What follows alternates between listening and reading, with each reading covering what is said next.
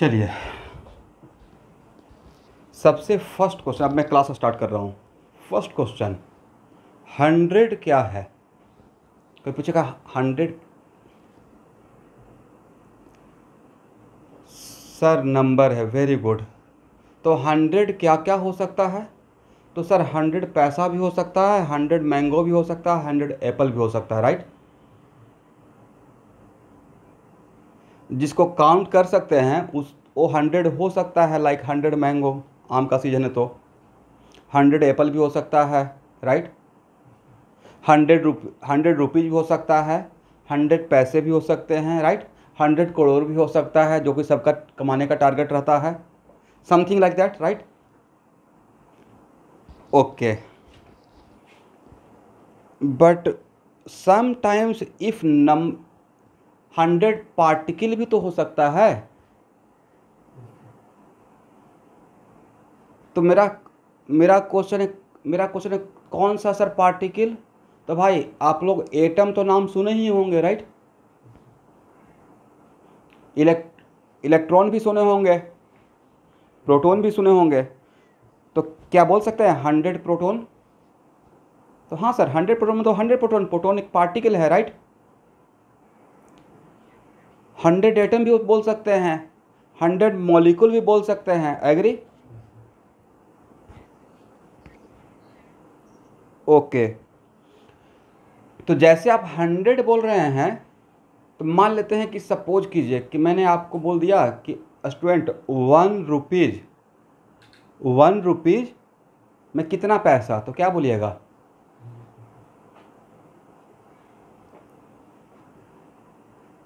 Yes, मतलब 1 के बाद मैं क्या बोला था? Rupees, right. 1 रुपये, राइट। तो रुपया क्या था? उसको क्यों आप 100 बोल दिए?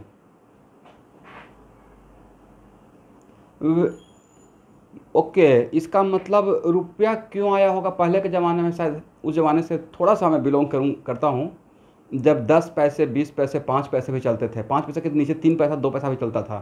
शायद आप लोग तो देखे भी नहीं होंगे, राइट। ऐसे म्यूजियम में देख लीजिएगा, लेकिन ऐसे नहीं देखे होंगे। डे टू डे लाइफ में जो चलता है था 20 पैसा, बड़ा बढ़िया से रहता था, हेक्सागोनल टाइप का, एल्युमिनियम का, ठीक है। 10 पैसे, 50 पैसा, और 1 रुपया आ जाता था तो लगता था कि 1 रुपया में तो पूरा दुनिया खरीद लेंगे। बचपन में ऐसा फीलिंग था, राइट। और अभी तो यहाँ पे 200 रुपया लेके जाइएगा तो एक पॉलीथीन सब्जी भी नहीं आएगा। तो एक्चुअली पैसा के बाद देखते हैं आज के डेट में करेंसी 1000 का भी आ गया है। 1000 का तो आज के डेट में 1000 का नहीं है, बट इंडिया में 2000 का तो है ना।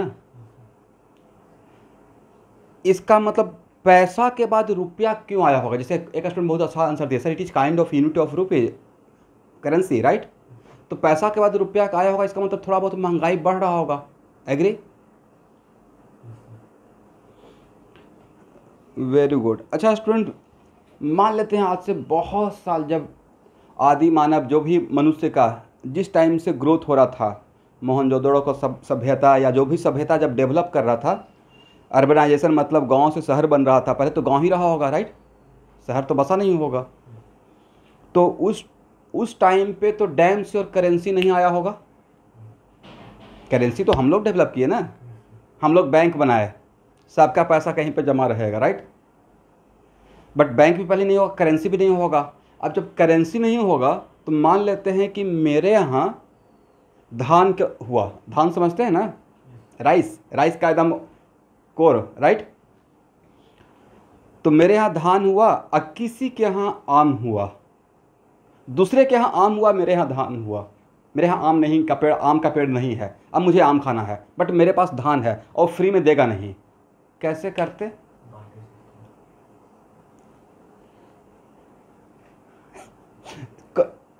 अच्छा, जुगाड़ सिस्टम या बार्टर सिस्टम?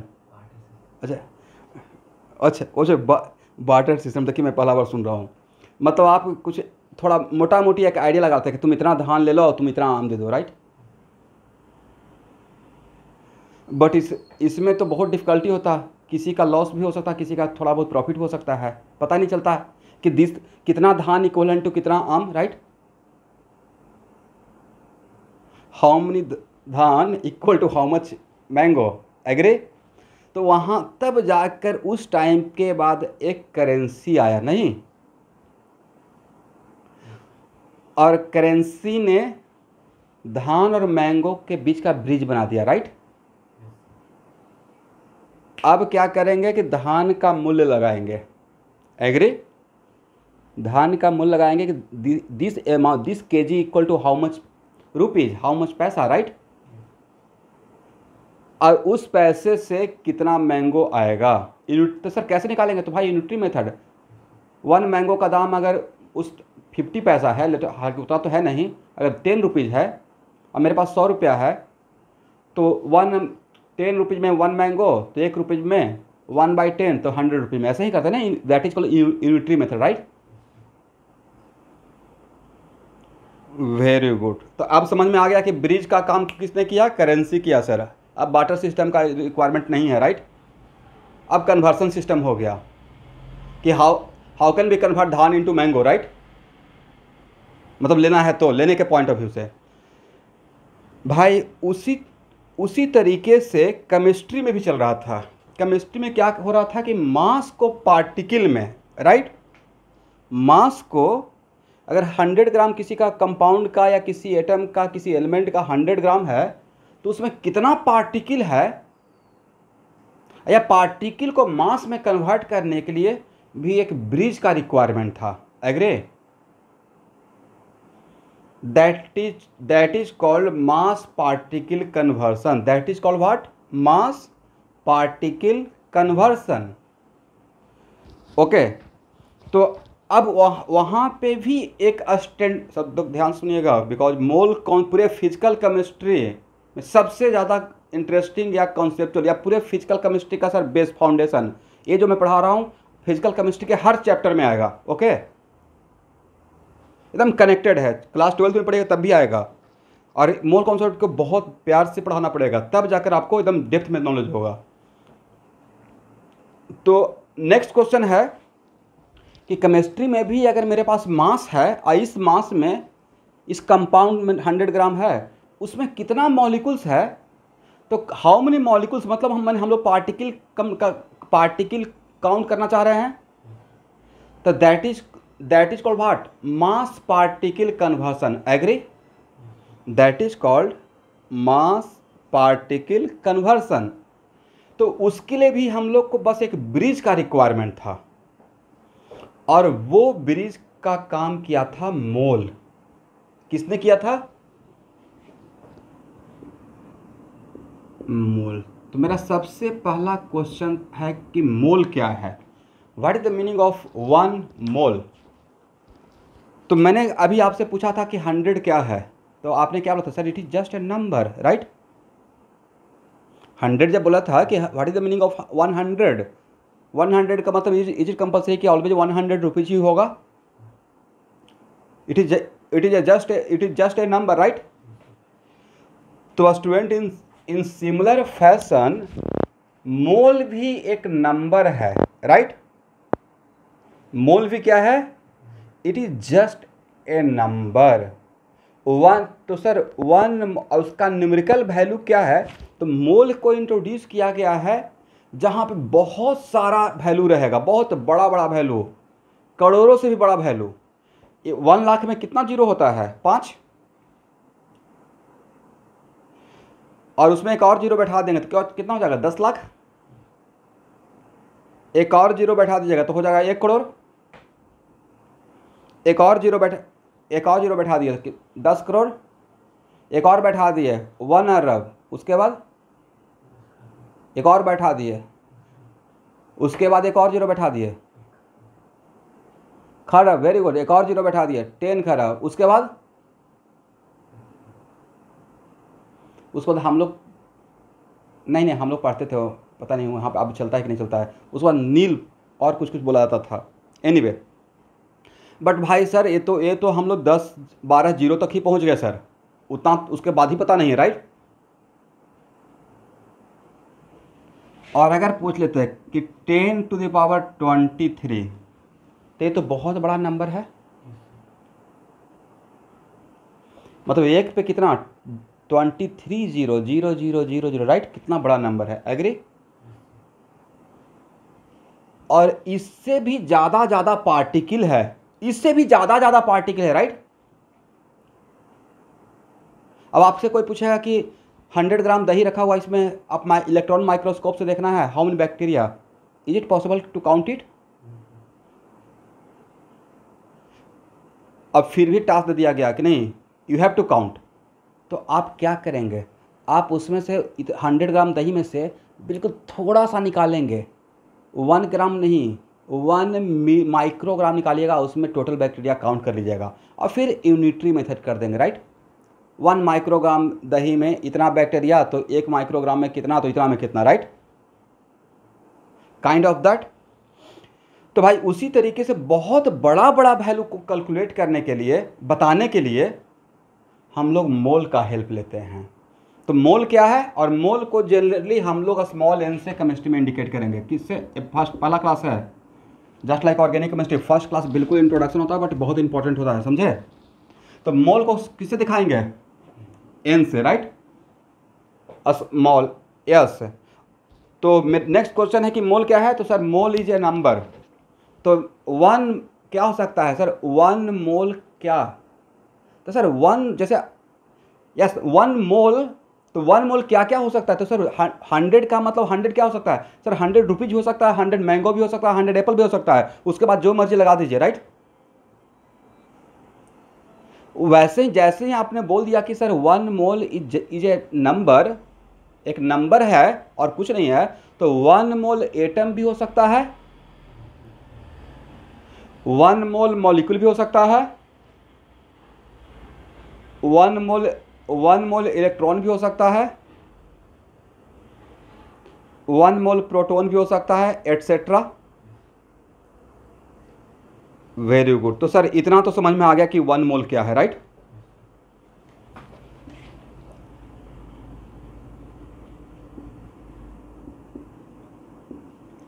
लेकिन किसी चीज़ को बताने के लिए कि 1 मोल एक नंबर है, उस नंबर को केमिस्ट्री में एक रेफरेंस तैयार किया गया होगा, डैम श्योर कहीं ना कहीं किसी चीज़ को स्टैंडर्डाइज करके काउंट किया गया होगा, समझे।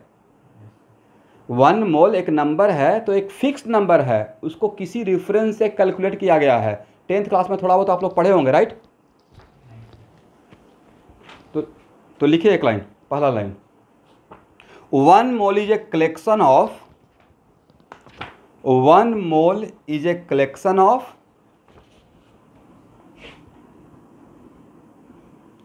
6.023 इंटू 10⁻23 पार्टिकल। कितने पार्टिकल का कलेक्शन है स्टूडेंट,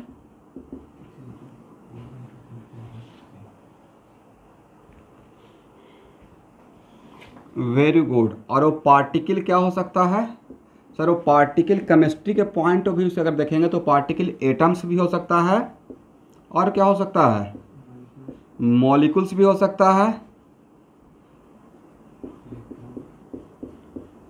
इलेक्ट्रॉन्स भी हो सकता है, प्रोटॉन्स भी हो सकता है, और आयंस भी तो हो सकता है, जो भी पार्टिकल हम लोग को इसमें आएगा, लाइक सोडियम प्लस, राइट,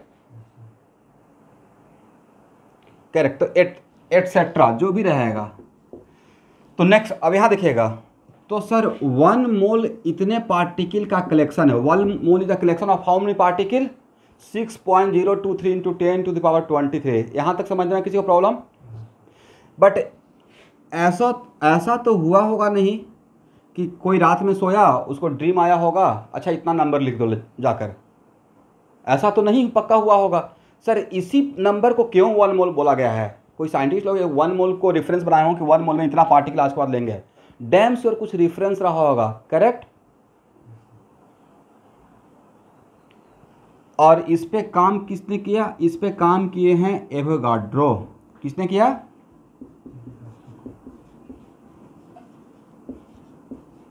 समझे।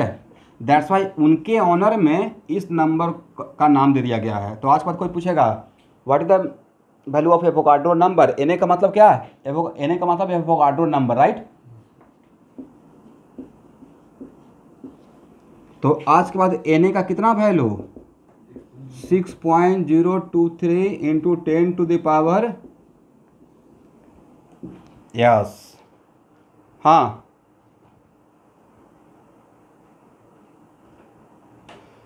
इसमें मत फंसिए, कोई फर्क नहीं पड़ेगा, ठीक है। कहीं कहीं पे 0. एक्चुअली होता क्या है ना, जिसको हम लोग बोलते हैं राउंडिंग करना, 6.0229 कुछ रहा होगा, राइट, उसको राउंडिंग करके 23 भी लिख दिए हैं। अगर आप 6.022 करके भी लिखिएगा और 6.023 तो बहुत ज़्यादा आंसर पे फर्क नहीं पड़ेगा, करेक्ट।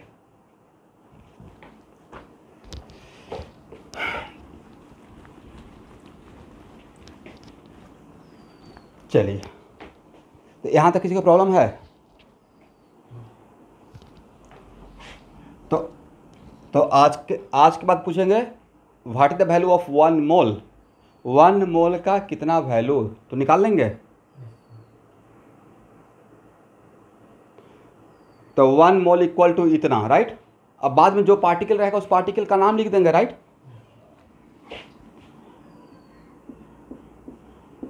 एकदम ध्यान से समझना है। अब चलिए 1 मिनट, लेटेस्ट सपोज मैंने बोल दिया आपको कि मेरे पास 80 पैसा है। How much? 80 पैसे। अतः पूछेंगे 80 पैसा इक्वल टू हाउ मच रुपया, कैसे काम कीजिएगा? वेरी गुड, वेरी गुड, ऐसे ही लिखे होंगे 100 पैसा इन 100 पैसा, नहीं, हैविंग 1 रुपीज, राइट। तो 1 रुपीज इक्वल टू 1/100, राइट। 1 पैसा इक्वल टू दिस, देन 80 पैसा इक्वल टू दिस, नहीं। तो जो लोग भी 0.8 बोले होंगे वो टोटल पैसा में 100 से डिवाइड कर दिए होंगे, एग्री? Very good. अब मेरा क्वेश्चन है, मेरे पास पार्टिकल है 8 into 10 to the power 24 particle कुछ भी है, नहीं पता है। पार्टिकल में दिमाग में बैठा लीजिए कि जितना पार्टिकल है उसमें कोई एक रहा होगा, राइट। इतने पार्टिकल्स मेरे पास है, समझे स्टूडेंट?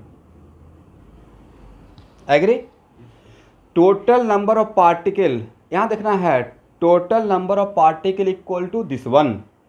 अब तब पूछेंगे इन दिस पार्टिकल, इतना सारा पार्टिकल में हाउ मेनी नंबर ऑफ मोल, कितना मोल होगा? कैसे? तो शायद मुझे अगर बनाने के लिए दिया जाएगा तो ऐसे लिखूंगा 6.023 into 10 to the power 23 particle having 1 mole, right. इतना ऐसे लिख सकते हैं। तो 1 पार्टिकल इक्वल टू, किसी चीज़ को मजाक में मत लीजिएगा, पहले एकदम ध्यान से देखते रहिए, क्योंकि फिजिकल केमिस्ट्री में बहुत ऊपर तक जाना है आपको। तो क्या 1 पार्टिकल इक्वल टू इतना मोल लिख सकते हैं? तो जितना पार्टिकल है, कितना पार्टिकल है? 8 into 10 to the power 24 particle equal to कितना मोल? तो sir 1/6.023 into 10 to the power 23 into 8 into 10 to the power 24, agree?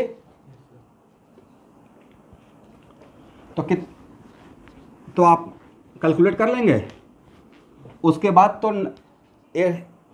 उसके बाद जो काम हुआ वो 7th क्लास का है, एडिशन, सब्ट्रैक्शन, मल्टीप्लिकेशन, डिवीजन, यही है ना। और वो जो निकला वो क्या था? Number of moles, right.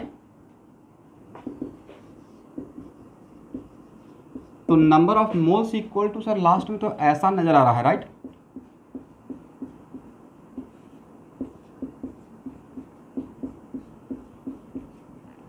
किसी को प्रॉब्लम? तो अगर ध्यान से देखेंगे तो आपने यही लिखा है ना।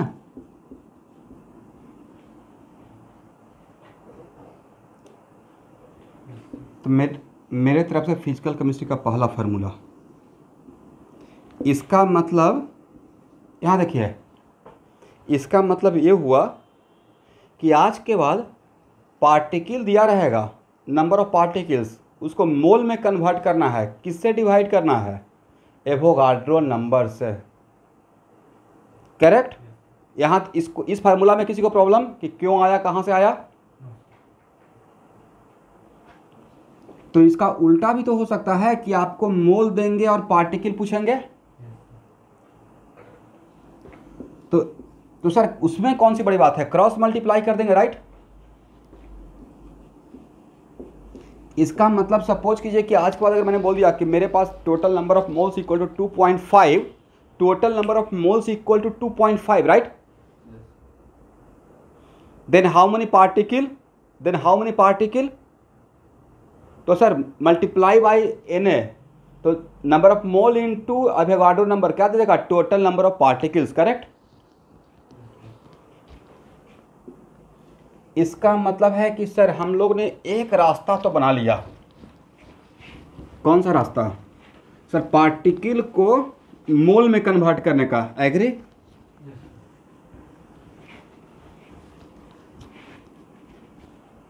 अगर मेरे पास पार्टिकल्स है, अब पार्टिकल से मोल में जाना है, कहाँ पे जाना है, मोल में। तो यहाँ से यहाँ तक जाने के लिए आपने क्या किया, जो रास्ता बनाया, तो सर पार्टिकल से मोल में जाने के लिए हम लोग क्या किए थे कि डिवाइड किए थे Na से, राइट। हाँ ना, बोलते रहिएगा, राइट। पार्टिकल से मोल में जाने के लिए, पार्टिकल दिया हुआ है, मोल निकालना है, डिवाइड कर रहे थे, राइट। अब मोल से पार्टिकल में आना है तो मल्टीप्लाई कर रहे थे। एग्री? लिखिए, यहां तक समझ में किसी को प्रॉब्लम नहीं है?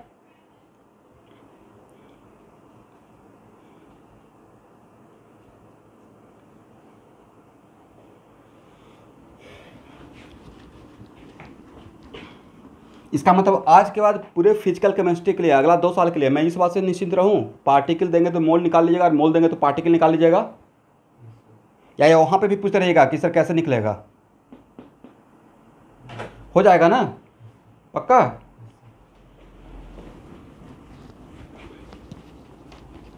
क्योंकि 90% लोग यही पूछते रहते हैं, सर मोल क्या है। तो क्वेश्चन मैंने आपसे ही पूछ लिया कि 100 क्या है, आपने ही बता, मेरा काम आसान कर दिया। सर 100 एक नंबर है, राइट। तो मोल भी क्या है, एक नंबर है। करेक्ट। ओके, अब कहानी आया स्टैंडर्डाइजेशन का, ठीक है।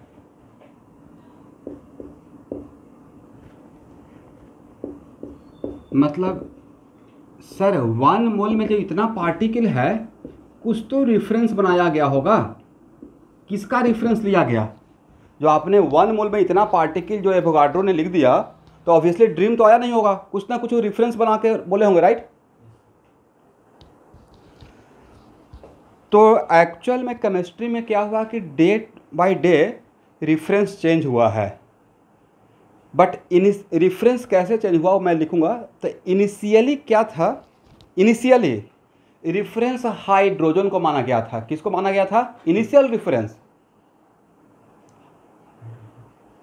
हाइड्रोजन को माना गया था। तो एक्चुअल में फर्स्ट जो रेफरेंस था, initial reference. But sir exam में हम लोग को, स्कूल के एग्जाम में आ गया तो क्या बोलेंगे? तो स्कूल के एग्जाम में जो आज के डेट में रेफरेंस है उसको लिखना है, ठीक है। ये मैं अपना स्टोरी बता रहा हूँ। तो इनिशियल रेफरेंस था हाइड्रोजन। Correct student? यस। और हाइड्रोजन का 1 ग्राम में कितना ग्राम? हाइड्रोजन के 1 ग्राम में जितना नंबर ऑफ एटम्स था, वो एटम एक्चुअली 6.023 इंटू 10⁻23 था। Is it correct? करेक्ट। इसलिए हाइड्रोजन के 1 ग्राम में जितना पार्टिकल मिलेगा उसी को बोल दिया गया था 1 मोल पार्टिकल। करेक्ट। या मतलब एवोगाड्रो नंबर, समझे? Initial reference. तो एक लाइन लिख लीजिए, इनिशियली 1 ग्राम ऑफ हाइड्रोजन, ऐसे लिखिएगा, उसको काटिए, इनिशियली नंबर ऑफ एटम्स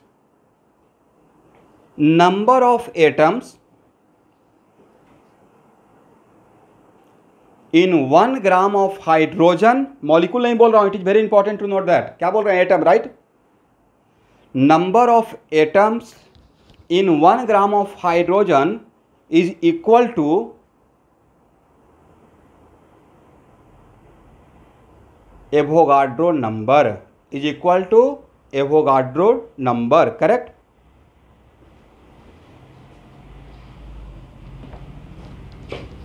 चलिए अब आप लोग मुझे बताएं, आप लोग इस टाइप का टर्म सुने हैं, एटॉमिक वेट, मैंने नहीं पढ़ाया हूं लेकिन अभी तक।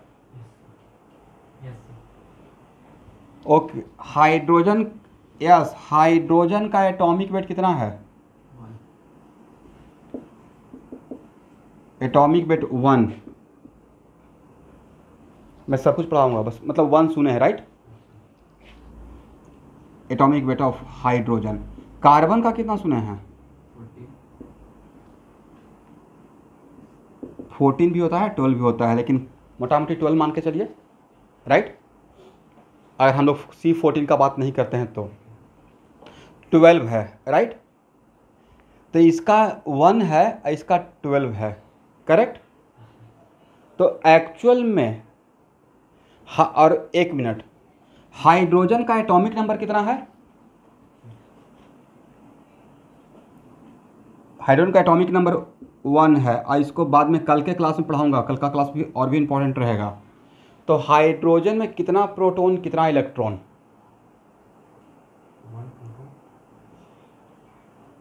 1 प्रोटॉन, न्यूट्रॉन भी होता है हाइड्रोजन में, उसके आइसोटोप में होता है लेकिन हाइड्रोजन में नहीं होता है, राइट, ड्यूटेरियम में बाद में पढ़ेंगे, हाइड्रोजन में नहीं, प्रोटियम में नहीं होता है, राइट। ओके, तो एक्चुअल में who is responsible for mass of the atom, atom का जो प्रोटॉन, मतलब एक मिनट, इसका मतलब है कि सर मोटा मोटी न्यूक्लियन, राइट, इंडिया में रहने वालों को इंडियन बोलेंगे, तो न्यूक्लियस में रहने वालों को न्यूक्लियन बोल देंगे, नहीं, तो सर अप्रोक्सीमेटली, ये सब कुछ कल के क्लास में ज़्यादा आपको समझ में आएगा, इस अप्रोक्सीमेटली न्यूट्रॉन और प्रोटॉन का मास सेम ही होता है, अप्रोक्सीमेटली, हम लोग फिजिकल केमिस्ट्री में सॉल्व करने के पॉइंट ऑफ व्यू से, मतलब एटम बॉम्ब का कॉन्सेप्ट से नहीं, वहाँ पे तो बहुत ज़्यादा डिफरेंस आ जाएगा, बट प्रोटॉन, हम लोग का जो कैलकुलेशन है फिजिकल केमिस्ट्री में, उसे प्रोटॉन और न्यूट्रॉन का मास अप्रोक्सीमेटली सेम लेंगे, करेक्ट। तो हाइड्रोजन का एटॉमिक एक हाइड्रोजन का मास नंबर क्या होता है, मास नंबर जानते हैं, मैंने नहीं पढ़ाया हूं, तो sir number of proton plus, तो मास नंबर का डिफरेंस नहीं था ना, number of proton plus number of neutron, तो मास नंबर को हम लोग जनरली ए से इंडिकेट करते हैं, तो हाइड्रोजन का मास नंबर 1, राइट, और कार्बन को कहीं कहीं पे ऐसे लिखा हुआ देखे होंगे, ओके, तो what is the mass number of carbon, sir 12 है, 12, right, and who is responsible for mass, not electron, only proton और न्यूट्रॉन, राइट। और इस कॉन्सेप्ट को फॉर मोमेंट आज के लिए अगर लगा दिया जाए, तो mass of proton almost equal to mass of neutron, mass of, एक minute let me finish, mass of proton almost equal to mass of neutron. तब जब इसके साथ अगर इसका कंपेयर कीजिएगा, तो आपको नहीं लगता कि हाइड्रोजन का 1 एटम, कार्बन का 1 एटम, कार्बन 12 का 1 एटम हाइड्रोजन से कितना टाइम्स हेवियर रहेगा, भारी रहेगा। Very good, very good sir, 12 times, कैसे, तो सर इसके पास 12 न्यूक्लियन है और इसके पास 1 न्यूक्लियन है, राइट, और सारे न्यूक्लियन का मास हम लोग सेम मान रहे हैं, इसका मतलब mass of 1 atom of carbon 12 is 12 times heavier with respect to mass of one atom of hydrogen, is it correct?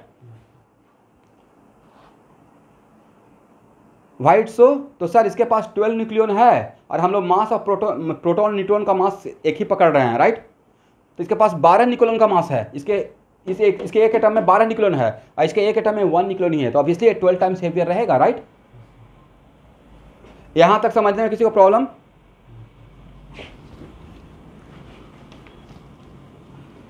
Nucleus में रहने वाले पार्टिकल को न्यूक्लियन बोल रहा हूँ, मतलब प्रोटॉन एंड न्यूट्रॉन कहाँ रहता है? न्यूक्लियस में, राइट? तो आज के बाद न्यूक्लियस में रहने वाला पार्टिकल को क्या बोलेंगे? यस, इंडिया में रहने वाला लोग को इंडियन, तो ऐसे न्यूक्लियस में रहने वाले पार्टिकल को न्यूक्लियन, करेक्ट? ओके। अब हम लोग का रेफरेंस कहाँ से स्टार्ट हुआ था? तो सर हम लोग का इनिशियल रेफरेंस स्टार्ट हुआ था कि number of atoms of hydrogen present in 1 gram of hydrogen, right? Present in कितना ग्राम? 1 ग्राम। अब नेक्स्ट है कि हम लोग को रेफरेंस हाइड्रोजन को छोड़ देना है और कार्बन को पकड़ना है। हाइड्रोजन को अब नहीं, अब हाइड्रोजन को हम लोग कार्बन से रिप्लेस करेंगे, बट मेन सेंस को चेंज नहीं करना है।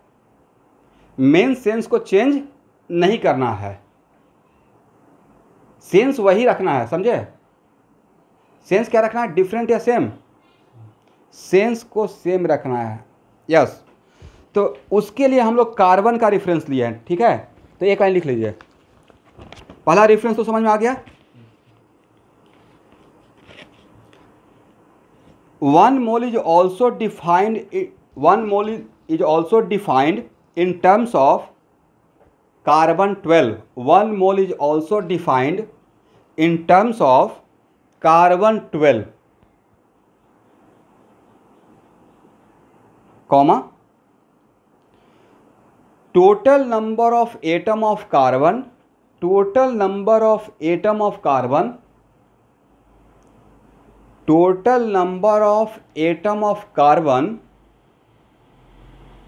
present in 12 gram of carbon 12। क्या लिख रहे हैं? अगर रेफरेंस कार्बन का लिया गया तो उसके लिए हम लोग क्या लिख रहे हैं स्टूडेंट?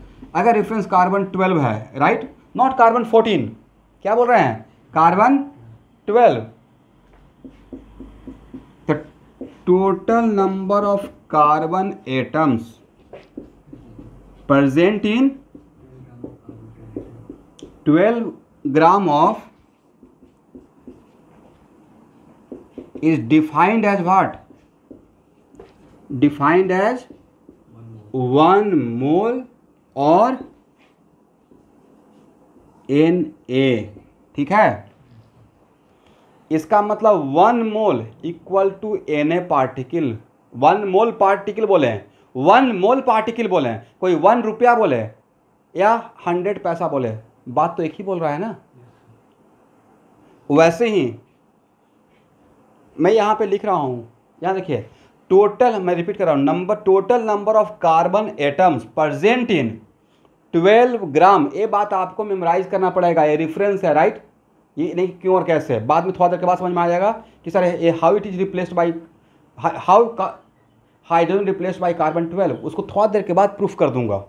अभी के लिए total number of carbon atoms present in 12 gram of carbon 12 is defined as, define ही किया गया है इसको, एज 1 मोल बोले, 1 मोल और Na पार्टिकल। तो 1 मोल पार्टिकल बोले, 1 मोल पार्टिकल बोले या Na पार्टिकल बोले, अलग बात या सेम बात? सेम बात हो जाएगा, समझ गए? तो आज के डेट में कौन सा रेफरेंस चल रहा है 1 मोल को डिफाइन करने के लिए? हाइड्रोजन का या कार्बन 12 का? अब आपके ओके, वेरी गुड। इतना वो बात नहीं था। इसका मतलब है कि मेन क्वेश्चन आपका ये है ना कि सर कितना बढ़िया लाइफ चल रहा होगा जब हाइड्रोजन को रेफरेंस मान लिए और दोबारा फिर कार्बन 12 का क्यों ले रहे हैं, राइट? मेन क्वेश्चन आपका ये है। तो एक्चुअल में हो सकता है कि हाइड्रोजन का रेफरेंस ले रहे हैं, बाद में थोड़ा एरर आना शुरू हो गया। यस, तो एक्चुअल में हाइड्रोजन, जब तक हम लोग हाइड्रोजन को रेफरेंस माना गया था तब तक उसमें हाइड्रोजन का आइसोटोप का इन्वेंशन नहीं था, राइट। बाद में हाइड्रोजन का आइसोटोप इन्वेंट होने के बाद एरर आना शुरू हो गया। कोई भी सैंपल ले रहे थे तो उस हाइड्रोजन प्रोटियम भी रहता था, ड्यूटेरियम भी और ट्राइटियम भी, एग्रे। तो उस वजह से एरर को कम करने के लिए फिर अलग रेफरेंस को मेट किया गया। और नेक्स्ट क्वेश्चन, सर तब कार्बन का भी तो आइसोटोप है, बट कार्बन का जो C14 है, C14 का नाम सुनते हैं ना।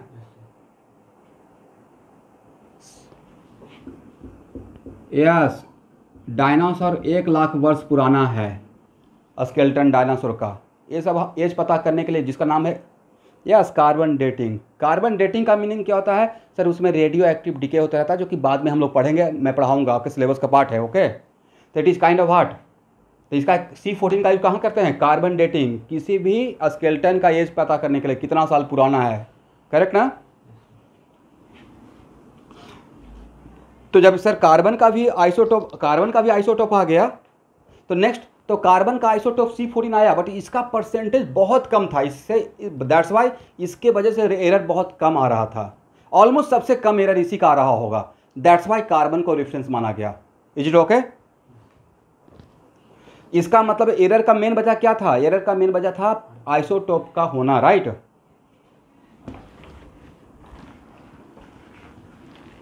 हाँ,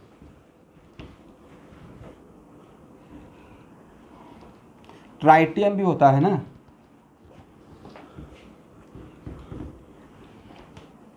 जो परसेंटेज आप देख रहे हैं, हो सकता है कि वो परसेंटेज ही काफ़ी हो एरर के लिए।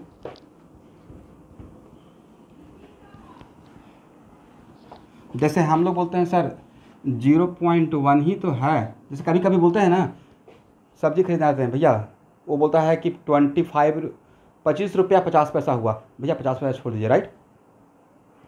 बट आप पेट्रोल पंप पे अगर पेट्रोल और डीजल का प्राइस में देखिएगा तो 80 रुपीज़ 15 पैसा, और 15 पैसा भी नहीं छोड़ेगा, राइट। क्यों? क्योंकि 15 पैसा को, कितना पैसा को, 0.15 रुपीज़ हो गया ना। इसको भाई इस नंबर से मल्टीप्लाई कर दो, पता चल जाएगा कितना रुपया है। आपको इतना लोग इतना पैसा भी देना स्टार्ट कर दे तो अरबपति बन गए, राइट। कोई एक बोलिए सर 15 पैसा ही तो एक आदमी दिया, भाई एक आदमी दिया ना, बट मल्टीप्लाई करते हैं तो बहुत बल्क नज़र आता है, करेक्ट।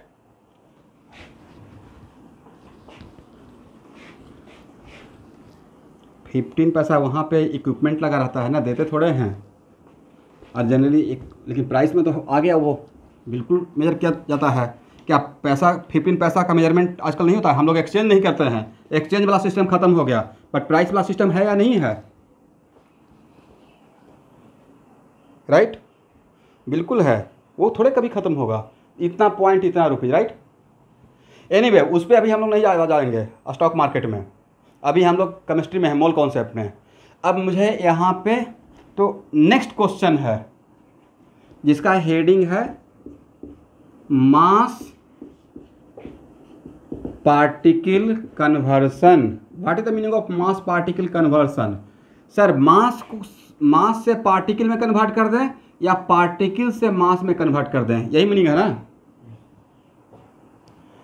तो सर मास से पार्टिकल या पार्टिकल से मास में कन्वर्ट करने के लिए अगर एक कोई ब्रिज का काम करे, मीडिएटर का, तो काम बन जाएगा, राइट। तो भाई मास से पार्टिकल और पार्टिकल से मास में कन्वर्ट करने के लिए ब्रिज का काम करेगा मोल। कौन करेगा? हम लोग क्या करने वाले हैं आगे चलकर कि पार्टिकल को मोल में कन्वर्ट करेंगे, राइट। अब मोल से फिर मास निकाल लेंगे। Is it correct? सिखाने वाला हूँ। और अगर पार्टिकल से मोल में जाएंगे, अब मोल से मास में जाएंगे, उल्टा भी आ सकते हैं, मास से डायरेक्ट पार्टिकल नहीं, मास से मोल। अब मोल पे पहुंच गए तो पार्टिकल में तो आ जाएंगे ना। तो सर अभी तो हम लोग आधा ब्रिज बना चुके हैं, पार्टिकल से मास और मास से मोल से पार्टिकल और पार्टिकल से मोल, राइट। बस आधा ब्रिज और आप बना दीजिए, मेरा काम बन गया। एग्री? चलिए अब इस सारे बच्चों से मेरा बहुत छोटा सा क्वेश्चन है, उसका आंसर दीजिएगा। ये मैंने लिखा क्या? ऑक्सीजन। ऑक्सीजन लिखा हूँ, ठीक है। ऑक्सीजन के लिए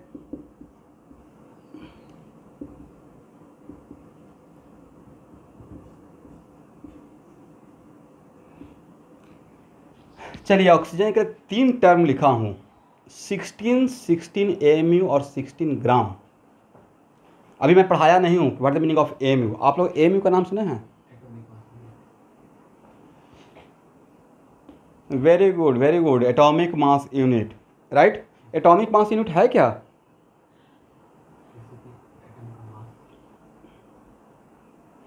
नहीं, 10th वाले बच्चों को नहीं भाई, एटॉमिक मास यूनिट क्या है? मेरा क्वेश्चन इतना सा है, जैसे मैंने कैसे पूछा था कि 1 रुपीज़ क्या है, तो वो कोई स्टूडेंट कितना बढ़िया आंसर थे, it is kind of sir currency, right. वैसे ही AMU क्या है? तो sir it is kind of unit of mass. Unit of mass, mass को मेजर करने के लिए एक यूनिट डेवलप किया गया, राइट। इसका छोटा सा एग्जांपल देता हूँ। आप किसी ज्वेलरी शॉप में जाके ऐसे पूछेगा कि 1 kg सोना का कितना कीमत है, भाव। अगर ऐसे पूछ दीजिएगा तो ऐसे करके देखेगा आपको एक कौन सा अरबपति आदमी आ गया। हम लोग ऐसे पूछते हैं क्या? बहुत पूछते कैसे, 10 ग्राम का बहुत हिम्मत करके, नहीं तो 5 ग्राम का, राइट। 1 kg का 10 kg का पूछेगा तो तुरंत इनकम टैक्स बुला लेगा, भाई कहाँ से आ गया। इस तब सर इसका मतलब है कि 10 ग्राम, तो आपके लिए लग रहा है कि 10 ग्राम बहुत छोटा मास है, राइट। बट उससे भी तो बहुत छोटा मास का पार्टिकल हो सकता है, दैट इज इलेक्ट्रॉन, प्रोटॉन या एटम, राइट। तो वैसा पार्टिकल जिसका mass is very very very very very less, उस पार्टिकल के मास को बताने के लिए एक अलग यूनिट डेवलप किया गया, जिसका नाम दिया गया है AMU, atomic mass unit, full form. Agree? तो आज के बाद कोई पूछेगा कि ग्राम क्या है, तो क्या बोलेगा? It is kind of unit for measurement of mass. KG क्या है, तो क्या बोलेगा? Sir measurement of unit of mass, right. Quintal क्या है, टन क्या है, मीट्रिक टन क्या है, तो आप बोलते हैं ना। तो जैसे आप उन सब को यूनिट ऑफ मास बोल रहे हैं, तो आज के बाद कोई पूछा है AMU क्या है, तो क्या बोलना है? Sir it is also the unit of मास। लेकिन क्यों नेक्स्ट क्वेश्चन कि डेवलप क्यों किया? जब KG और ग्राम से काम चल रहा था, तो डेवलप किया गया है काम, चीज़ों को आसान करने के लिए। वैसा पार्टिकल जिसका mass very very very very less रहेगा, उसके मास को मेजर करने के लिए हम लोग एक सिस्टम डेवलप किए। वो सिस्टम ग्राम से भी बहुत बहुत बहुत छोटा था, जिसका नाम क्या दिया गया है? AMU, atomic mass unit, correct. किसी को डाउट? तो इतना तो क्लियर हो गया ना कि AMU क्या है, या आज के बाद यही बोलते रहिएगा AMU मतलब AMU। AMU is kind of unit of mass. Okay, तो जिनका क्लियर है, तो मुझे कन्फ्यूजन है, मैंने 16 लिखा, 16 AMU लिखा, 16 ग्राम लिखा।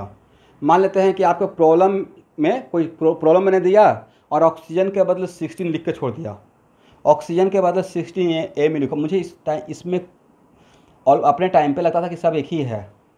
आपको क्या लगता है, 16 AMU और 16 ग्राम सेम थिंग या different thing?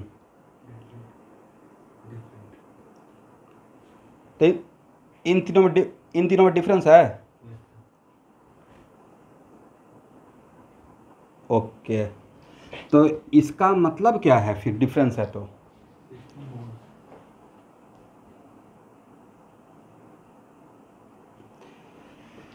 Looks like mass number, right. चलिए, तो अब इसका डिफरेंस क्या है उसको समझने के लिए सबसे पहले हम लोग पढ़ेंगे। देखिए मैंने क्या लिखा,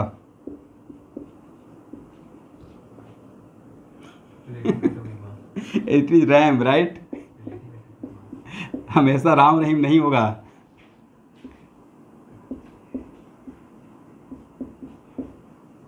अब क्या लिखा,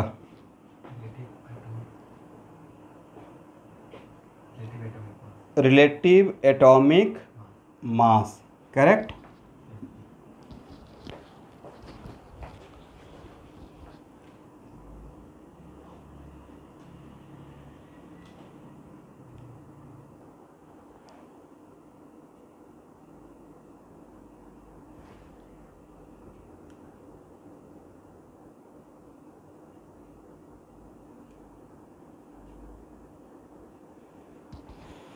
ए है रिलेटिव एटॉमिक मास, समझे? तो यस, तो रिलेटिव एटॉमिक मास क्या है? तो सर नाम में ही तो छुपा हुआ है, रिलेटिव एटॉमिक मास का मतलब it is just a comparison, right? It is just A what? तो लिखिए, एक लाइन लिखिए, तो मैं बता रहा हूँ।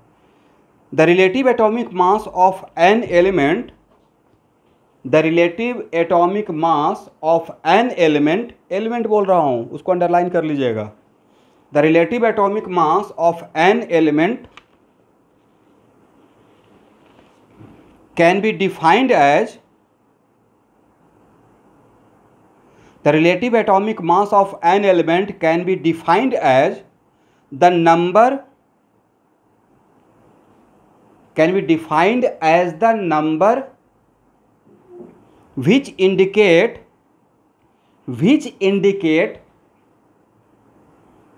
how many times the mass of one atom, which indicates how many times the mass of one atom, the mass of one atom of that element, mass of one atom of that element is heavier with respect to one hydrogen atom। फिर से मैं repeat कर रहा हूं। The relative atomic mass of an element can be defined as the number which indicate that how many times the mass of one atom of given element is heavier with respect to mass of one atom of hydrogen atom। किसी का problem?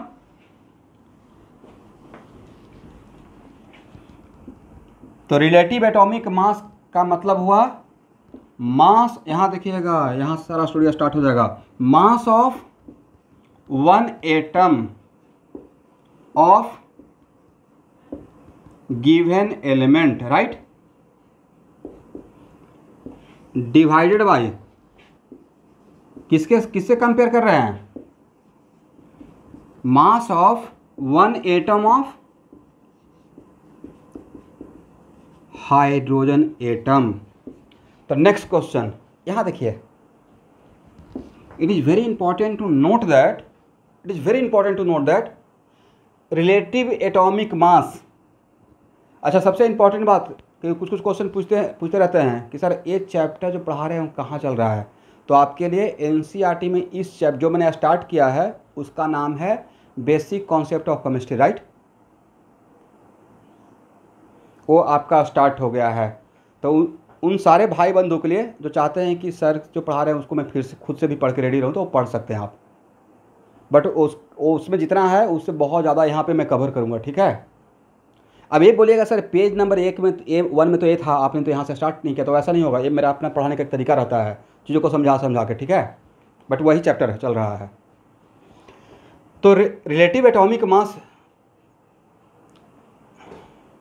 One atom of hydrogen, mass of one atom of hydrogen atom, जो मैं लिखूंगा उसको बोलूंगा अभी, ठीक है?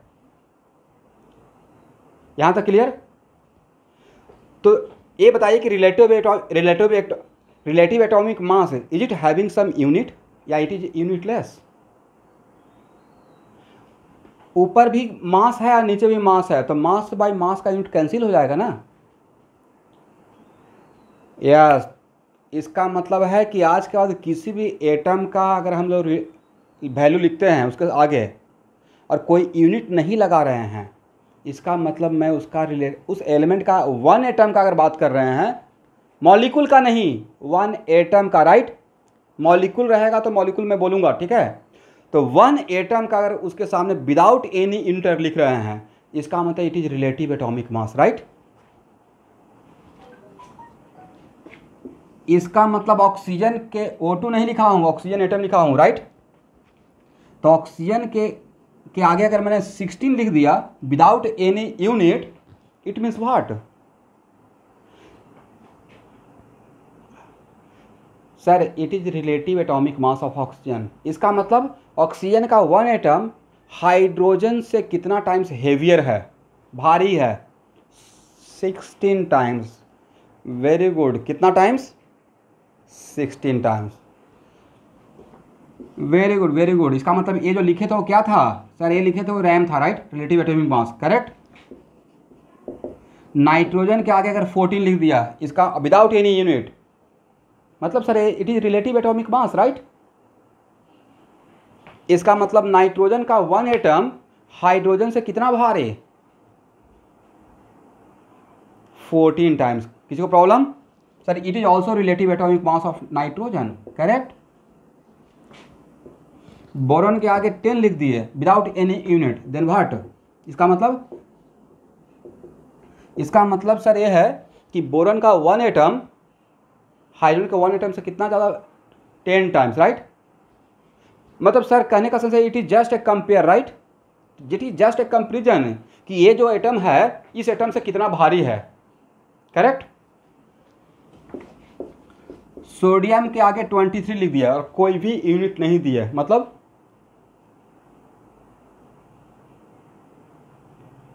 रिलेटिव एटॉमिक मास ऑफ, इसका मतलब सोडियम का एक एटम कितना भारी हाइड्रोजन के वन एटम से? 23 टाइम्स। किसी को कोई प्रॉब्लम नहीं है? No, very good. ये तो समझ में आ गया ना what the meaning of relative atomic mass. तो सर एग्जाम में अगर रिलेटिव एटॉमिक मास का अगर 1 मार्क्स का क्वेश्चन आ गया आपके स्कूल के एग्जाम में, तो आप जो लिखवाए हैं उसी को लिख के आएंगे या कुछ और लिखना पड़ेगा? तब मेरा आंसर है कि इसको मत लिख के आइएगा, क्योंकि आज के डेट में रेफरेंस एटम रह गया है या कार्बन बन गया है? यस, कार्बन बन गया। इसका मतलब ये नहीं कि जिन्होंने हाइड्रोजन पे काम किया उनका कंट्रीब्यूशन खत्म है। विंडो 10 पहले आया या विंडो पहले 4, 5, 6 ऐसे आया होगा? यस, पहले तो एक्सपी इज वेरी फेमिलियर, बहुत बढ़िया था काम करने के लिए। उसके बाद फिर विंडो 7, विंडो 8, विंडो 9, विंडो 10, 7 बढ़िया है, वेरी गुड। तो मतलब कहने का सेंस है कि ऐसे अपग्रेडेशन होते रहता है, राइट? बट मेन पॉइंट तो वही रहा होगा ना। आज के डेट में कोडिंग जब कोई सीखता है तो डायरेक्ट कोई हाई लेवल पर तो नहीं जाता है, सी से सीखता है, लेटर सी, राइट? उसके बाद ही आगे बढ़ते हैं धीरे धीरे करके ऊपर में। एनीवे, इन सिमिलर फैशन अब आपको करना क्या था कि कार्बन को रिप्लेस करना था, हाइड्रोजन को रिप्लेस करके कार्बन लाना था, without changing the main sense of this concept. इसके मेन सेंस को बिना चेंज किए हुए कार्बन को ले आना है। बट इसका जो सेंस है नीचे वाला डिनोमिनेटर का, वो चेंज नहीं होना चाहिए। इसका मतलब है कि इसका जितना वैल्यू है mass of one atom of hydrogen atom का जो मास रहा होगा उस मास को मेंटेन करते हुए कार्बन को लाना है। कैसे लाइएगा? तो ये बताइए, एक मिनट यहां देखिएगा। मास of one atom of carbon 12 को अगर 12 से डिवाइड कर दें तो किसके बराबर हो जाएगा?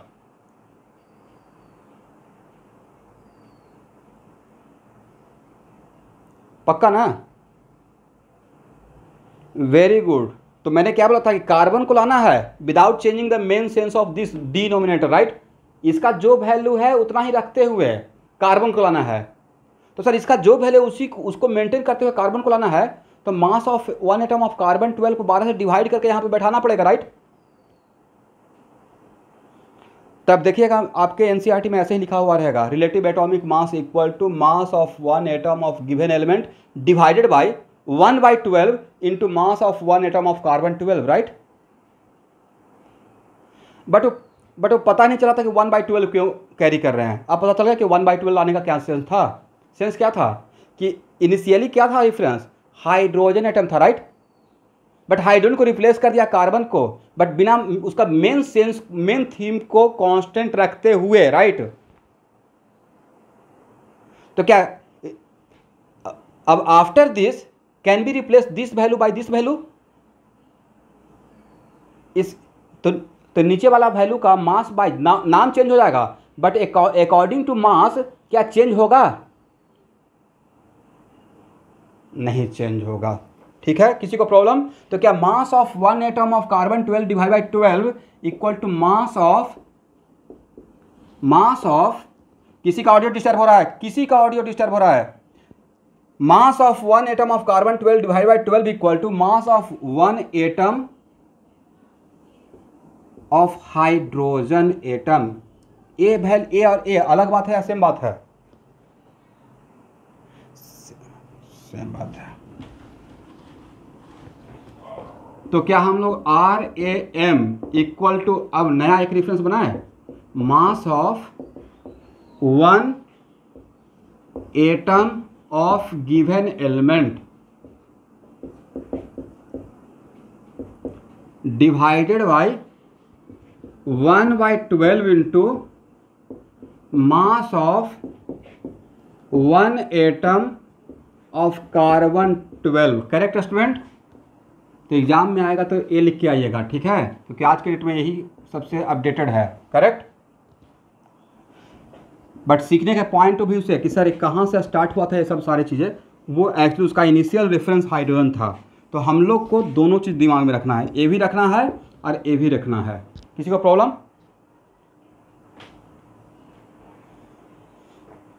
तो रिलेटिव एटॉमिक मास, जब रिलेटिव एटॉमिक, एक मिनट लेट मी फिनिश, फिर आप पूछिएगा, मैं टाइम दूंगा। तो रिलेटिव एटॉमिक मास जब लिखते हैं तो क्या उसमें कोई यूनिट देने का रिक्वायरमेंट है या इट इज यूनिटलेस क्वांटिटी? तो मुझे लगता है कि आपको एक बात लिख लेना चाहिए, relative atomic mass is a unitless quantity, it is just a comparison. हाँ बोलिए स्टूडेंट, किसी का कोई डाउट था? हाँ,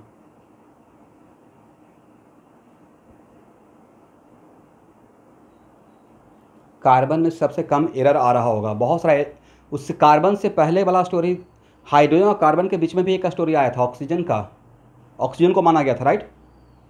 तो एक्चुअली बहुत सारे एलिमेंट पे ट्राई किया होगा जिसमें सबसे कम एरर आ रहा होगा, एज ए रेफरेंस बनाने में उसको सिलेक्ट किया गया। तो उस टाइम पे अभी के टाइम पे कार्बन ही है, राइट? क्योंकि उसका आइसोटोप का परसेंटेज बहुत कम है, C14 का। तो एरर आने का मेन वजह क्या था? एरर आने का मेन वजह था क्या? आइसोटोप का एग्जिस्टेंस। जैसे आप लोग बोलते हैं, अच्छा 1 मीटर, तो भाई 1 मीटर का कोई एक स्टैंडर्ड वैल्यू किसी म्यूजियम में रखा हुआ होगा, वो स्टैंडर्ड रहा होगा, राइट? यूनिट एंड डायमेंशन में हम लोग पढ़ते हैं, वैसे 1 kg का भी कोई वेट पूरे वर्ल्ड वाइज स्टैंडर्ड वेट कहीं पे रखा हुआ होगा, और उसी से मेजर कर करके हम लोग 1 kg का वेट बनाए हैं, राइट? तो वैसे स्टैंडर्डाइज करने के लिए हाइड्रोजन को रिप्लेस करके बस कार्बन लाना था। बट कितना बढ़िया काम हुआ कि हाइड्रोजन को कार्बन से रिप्लेस किए, बट उसका मेन सेंस को, जो पहला साइंटिस्ट काम किया होगा, उसके मेन सेंस को हम लोग चेंज किए हैं अकॉर्डिंग टू मास। जितना डिनोमिनेटर में मास यहाँ पे था उतना ही मास यहाँ पे है, राइट? इसी वजह से हम लोग 12 से डिवाइड करके काम लिखे हैं। इसको पढ़ते हैं 1/12 into mass of one atom of carbon 12, right?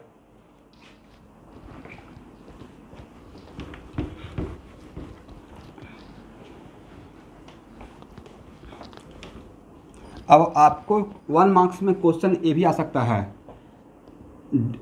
Define AMU, 1 AMU। जैसे कैसे आपसे बोलेंगे कि 1 ग्राम का क्या मतलब आपके दिमाग में चलता है? तो सर 1 ग्राम का मतलब चलता है कि 1 kg का 1000वां हिस्सा, राइट?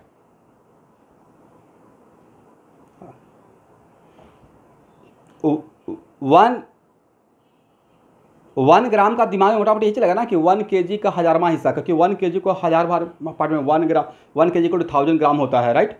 तो वैसे ही what is the meaning of 1 AMU? क्योंकि AMU को तो हम लोग समझ गए कि AMU क्या है। तो AMU is also the kind of unit of measurement of mass, right? Mass को मेजर करने का यूनिट।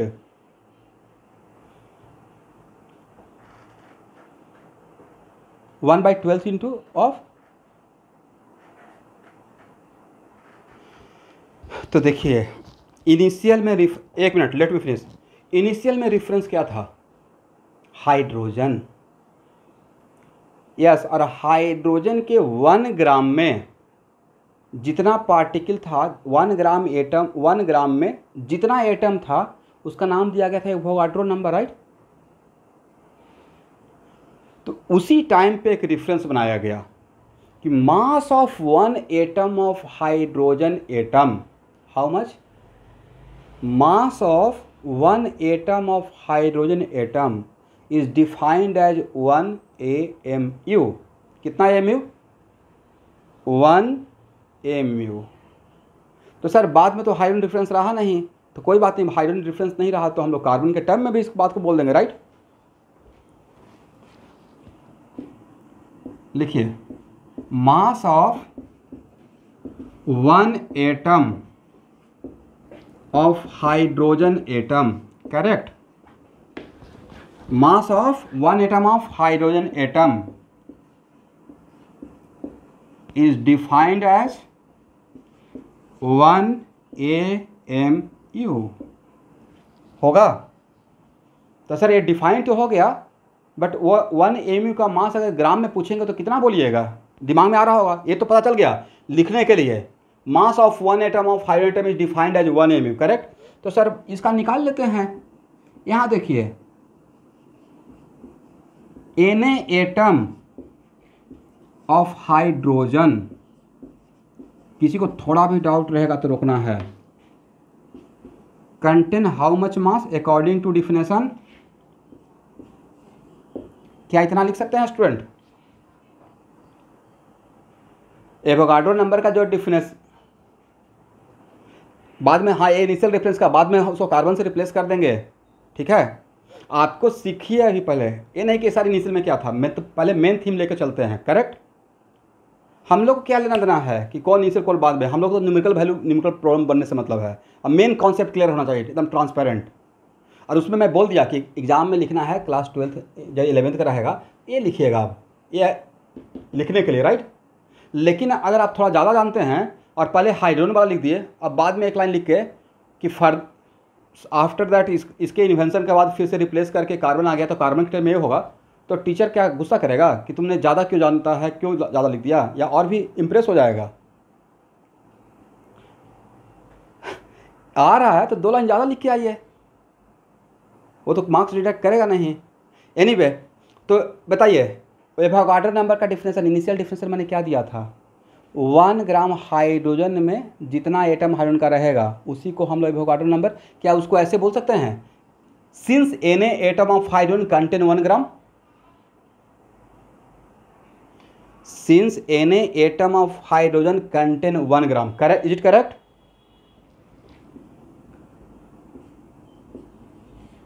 किस लाइन को? ये ऑलरेडी मैं लिखवा चुका स्टूडेंट, जहाँ पे 1 मोल डिफाइन कर रहा था एवोगाड्रो नंबर, उस लाइन को पढ़िए तो पीछे 2 पे जाकर,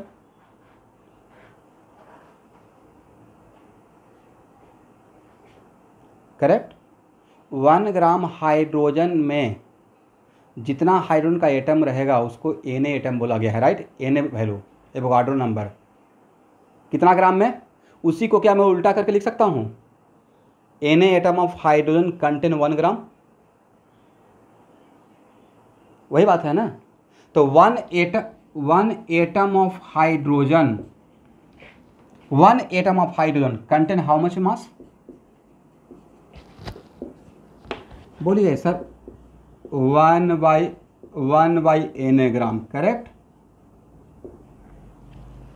किसी को तकलीफ, एनी प्रॉब्लम?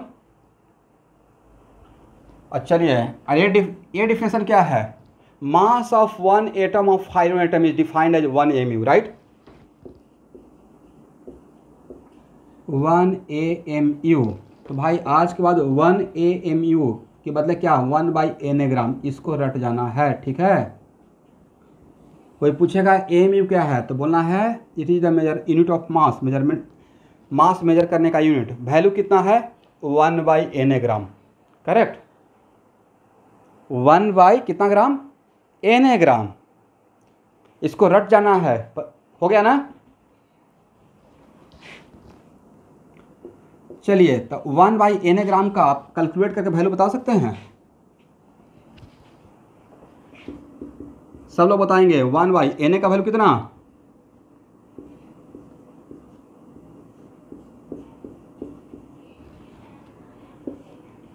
चलिए डिवाइड करके बताइए तो कितना वैल्यू होगा?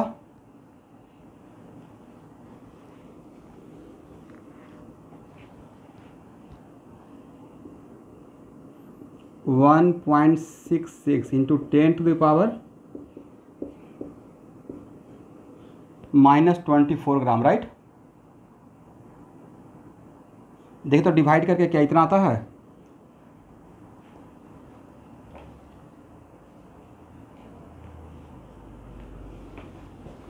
सब लोग डिवाइड करेंगे।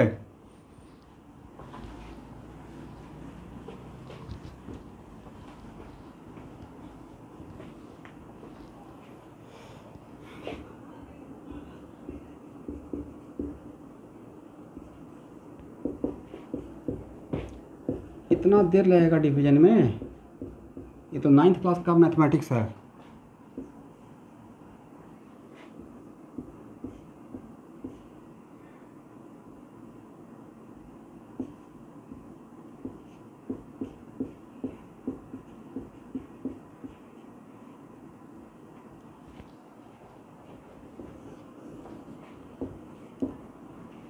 आ गया स्टूडेंट?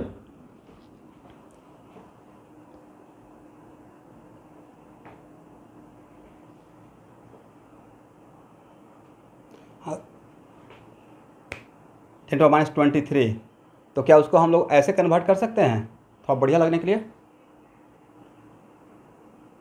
Very good. इसका मतलब 1 और ए वैल्यू किसका है? वैल्यू है 1 AMU का। तो कोई 1 AMU का ग्राम में पूछेगा तो वैल्यू बता दीजिएगा ना कि sir 1 AMU equal to 1/Na gram, right? और अकॉर्डिंग टू डिफिनेशन 1 AMU किसका मास, किसके मास के बराबर होता है? 1 एटम हाइड्रोजन के मास के बराबर, राइट? किस? ओके, ये बहुत इंटरेस्टिंग बात आ रहा है यहाँ। एक मिनट सब लोग यहाँ ध्यान देंगे। सब लोग मेरे बात को सुन पा रहे हैं? आयुष कुमार,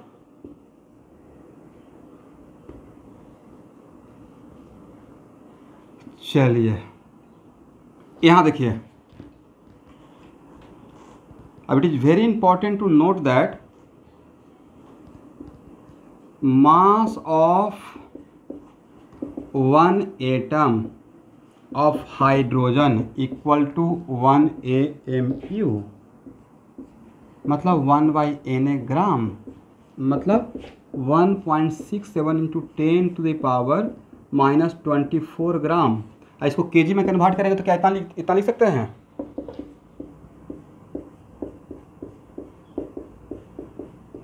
ठीक है ना?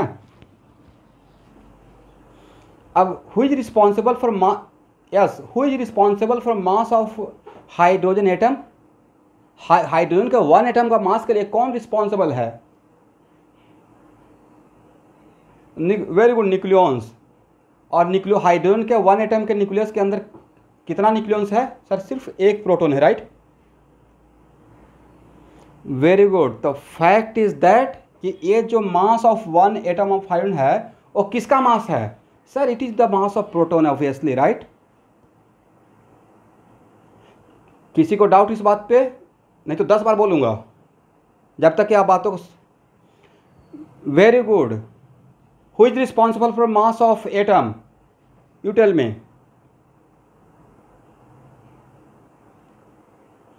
तो सर मास, किसी भी एटम का मास के लिए उसके न्यूक्लियस के अंदर का पार्टिकल रिस्पॉन्सिबल रहता है, मतलब प्रोटॉन और न्यूट्रॉन। Is it correct?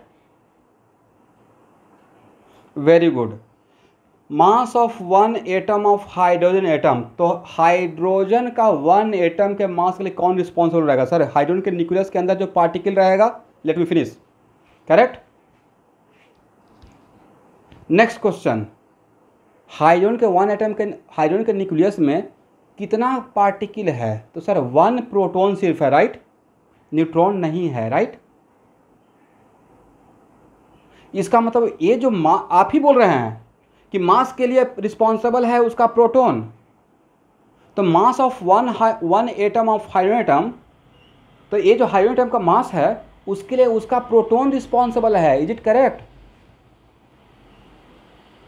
इसका मतलब 1 आज के बाद 1 AMU, तो आज के बाद कोई पूछेगा मास ऑफ 1 प्रोटोन, तो mass of 1 proton obviously equal to 1 AMU, right. Mass of 1 atom of hydrogen atom और मास ऑफ 1 प्रोटोन अलग बात रहेगा या बिल्कुल डिट्टो सेम बात हो जाएगा? किसी को पूरे जितना भी बैच में ज्वाइन किए हुए हैं, किसी को भी डाउट है तो मुझे रोक कर फिर से 2-3 बार पूछ लीजिए, ये दिमाग में सेट कर लेना है आज के बाद, क्योंकि मैंने इस बात को प्रूव कर दिया, करेक्ट, मतलब पढ़ाने के पॉइंट ऑफ व्यू से। ठीक है, तो क्या इसका हम लोग लिख सकते हैं mass of proton equal to 1 AMU।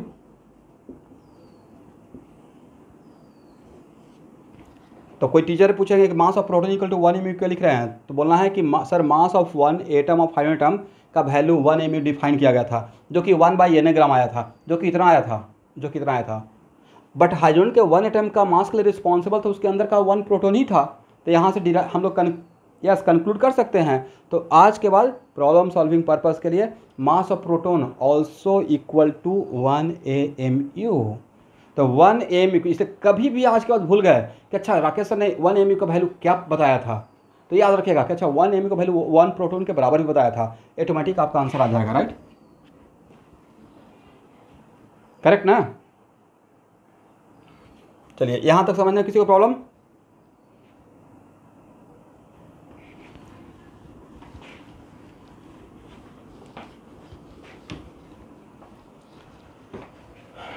हाँ,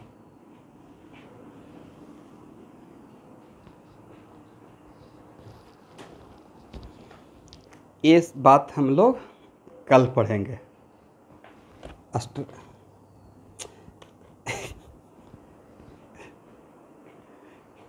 हाँ, बट कहीं कहीं पे काउंटेबल होता है, जहाँ पे यहाँ देखिए एक इक्वेशन तो आप लोग जानते होंगे, राइट। एक किनका इक्वेशन है? सदी का सबसे बड़ा साइंटिस्ट का है।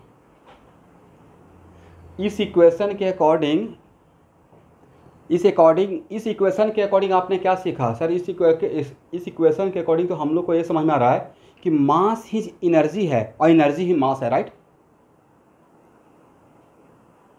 इसका मतलब mass is condense form of energy, right. Mass is condense form of what? Energy, is it correct? तभी तो उन्होंने मास को एनर्जी में कन्वर्ट करने के लिए इक्वेशन दिया। रियल में कॉन्सेप्ट क्या रहा होगा? तो भाई इस इक्वेशन के अकॉर्डिंग मान लेते हैं फॉर ए मोमेंट इस मार्कर को हार्डली 50 ग्राम होगा। इस इक्वेशन के अकॉर्डिंग आपको लगता है 50 ग्राम ही तो है, बट इस इक्वेशन के अकॉर्डिंग इस मार्कर को अगर एनर्जी में कन्वर्ट कर दे, जो कि होगा नहीं, राइट, बट फिर भी अगर इस इक्वेशन के अकॉर्डिंग अगर कन्वर्ट कर दिया जाए तो इस मार्कर के अंदर इतना मास है और इस मास में इतना एनर्जी छुपा हुआ है कि 180 के लिए सफिशियंट है, राइट, मोर देन दैट,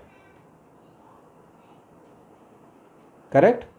अब कुछ बोलेंगे ही नहीं, पूछ कर चुप हो जाते हैं।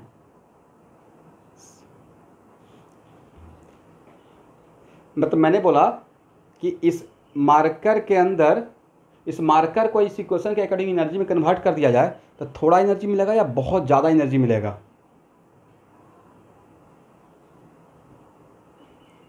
ये इसका मतलब इस ऑर्डर का जूल मिलेगा, राइट।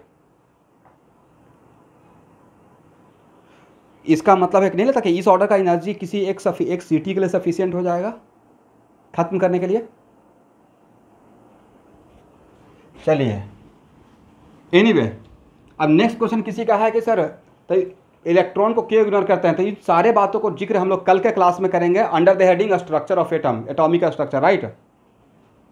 आज राइट टाइम नहीं है, आज के बस इतना ही जानिए कि हम मास के लिए रिस्पॉन्सिबल कौन है? न्यूक्लियॉन्स है। Now come to the main formula. हम लोग का फार्मूला क्या था स्टूडेंट? रिलेटिव एटॉमिक मास का फिर से एक बार बोल सकते हैं? Mass of 1 atom of given element divided by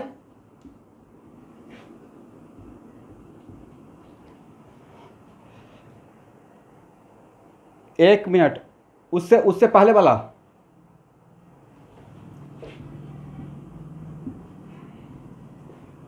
mass of one atom of hydrogen atom, right. इसका मतलब ये हुआ कि सर इसके बदले तो आप चाहेंगे तो mass of one atom of given element divided bye, आप आज के बाद 1 AMU भी लिख सकते हैं, राइट। क्या इसके बदले हम लोग अकॉर्डिंग टू डिफिनेशन 1 AMU लिख सकते हैं? तो नेक्स्ट क्वेश्चन कि सर कार्बन का जो रेफरेंस बनाया था उसमें क्या होगा? तो कार्बन का रेफरेंस बनाए थे तो 1/12 into mass of 1 atom of carbon 12 और mass of 1 atom of hydrogen, ये अलग मास है या दोनों का मास इक्वल है 12 से डिवाइड करने के बाद? तो क्या इन दोनों के बदले 1A, अगर इसके बदले आप 1 AMU लिख रहे हैं तो क्या इसके बदले भी 1 AMU नहीं लिख सकते हैं? लिख सकते पक्का? ओके। तो नेक्स्ट क्वेश्चन सर 1 AMU का डिफिनेशन आएगा मेरे स्कूल के एग्जाम में जिसमें मुझे फुल मार्क्स मिल जाए, अदरवाइज टीचर लोग क्या करेंगे कि हम रेड पेन लेकर हाफ मार्क्स डिडक्ट करते रहते हैं। नहीं, 2 है तो 1.5 देंगे, राइट। तो उससे बचने के लिए फिर क्या करना है? तो सर मैं क्या लिखूंगा 1 AMU का डिफिनेशन, तो आप क्या कीजिएगा कि बचने का सबसे आसान तरीका 1 AMU is defined as mass of 1 atom of hydrogen atom and 1 AMU is also defined as 1/12 into mass of 1 atom of C12, right. दोनों लिख दीजिए equal to 1 AMU, right. Full marks आपकी मर्जी है, इसको ठीक मानना है तो इसको मान लीजिए, इसको ठीक मानना है इसको मान लीजिए, क्योंकि यही तो ये है और यही तो ये है और यही ये है, राइट। यहां तक किसी को डाउट? समझ गया तो हाँ बोल देना है, नहीं समझने में तो पूछ लेना सर क्या बोल रहे हैं।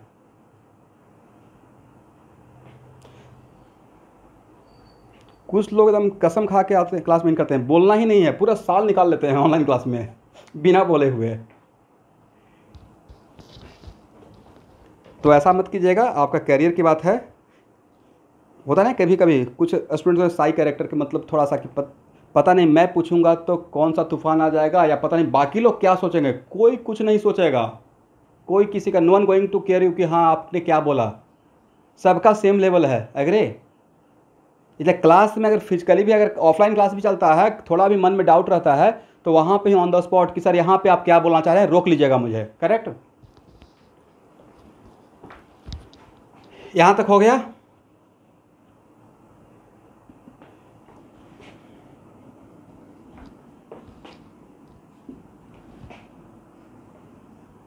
चलिए इसको क्रॉस मल्टीप्लाई कीजिए। फर्स्ट इस इक्वेशन को क्रॉस मल्टीप्लाई करें, मतलब क्रॉस कर दें। अगर क्रॉस करते हैं तो क्या लिखिएगा?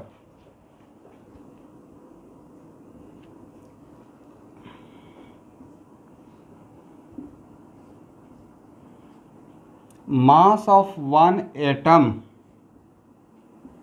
किसी का ऑडियो डिस्टर्ब होता है भाई, थोड़ा देख लीजिएगा। कितना बार आप लोग को समझाएंगे कि क्लास करने के टाइम पे उस जगह पे सराउंडिंग में बिल्कुल नॉइज नहीं रहना चाहिए। Mass of 1 atom of given element equal to उस एलिमेंट का रिलेटिव एटॉमिक मास। उस एलिमेंट का रिलेटिव एटॉमिक मास किसका था? इस एलिमेंट का था, राइट, इंटू AMU। इसका मतलब रिलेटिव एटॉमिक मास में अगर AMU लगा देंगे तो क्या मिल जाएगा? सर आज के बाद रिलेटिव एटॉमिक मास का जो नंबर है, रिलेटिव एटॉमिक मास है just a number, unitless number, right. उसमें अगर आप AMU लगा देंगे तो वो जो देगा वो क्या देगा? मास of 1 atom of that element, right. तो मैंने बताया था ना कि ऑक्सीजन के लिए अगर 16 लिखते हैं और ऑक्सीजन के लिए 16 AMU लिखते हैं, दोनों में क्या डिफरेंस है? तो दोनों सेम थिंग या डिफरेंट थिंग? तो जब 16 लिखे तो इसमें कोई यूनिट नहीं था, मतलब it is relative atomic mass, it is just a comparison कि oxygen is 16 time heavier with respect to 1 atom of hydrogen, right. या इसको ऐसे भी तो पढ़ सकते हैं कि oxygen is 16 times heavier with respect to 1/12 into mass of 1 atom of carbon 12। जैसे हम लोग मैथमेटिक्स में बाई एक्स इक्वल टू 2 लिखते हैं, तो नहीं, इसको नहीं पढ़ते हैं कि Y is 2 times more with respect to X. Y का वैल्यू एक्स से कितना बड़ा है, तो सर 2 टाइम्स। इसका किसके रेस्पेक्ट में, तो जो डिनोमिनेटर रहता है उसके रेस्पेक्ट में बात करते हैं, राइट। वैसे ही 16 को पढ़ने का तरीका ऐसा भी तो रहेगा कि mass of 1 atom of oxygen is 16 times 16 times heavier with respect to 1/12 into mass of 1 atom of carbon 12, right. Correct ना। तो स्कूल के टीचर पूछेंगे रैम के लिए, तो आप ऐसे भी बोल सकते हैं, थोड़ा बढ़िया इंप्रेशन बनेगा, 1/12 into mass of 1 atom of carbon 12। और मैं बोल रहा हूँ 1/12 into mass of 1 atom of carbon 12, और दिमाग में सोच रहा हूँ ये तो mass of 1 atom of hydrogen का मास है, राइट। बोल रहे हैं 1/12 into mass of 1 atom of carbon 12, और दिमाग में क्या चल रहा है, भाई ये तो 1 एटम ऑफ हाइड्रोजन का मास है। Is it correct.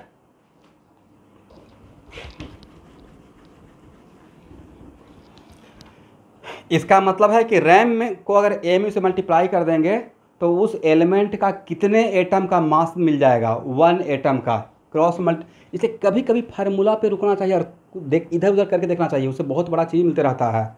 यहाँ तक हो गया, वेरी गुड।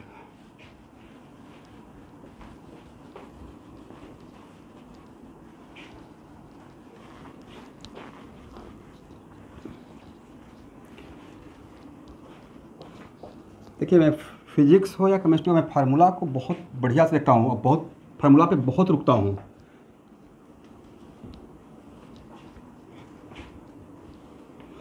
अब एक नया टर्म, ग्राम एटॉमिक मास।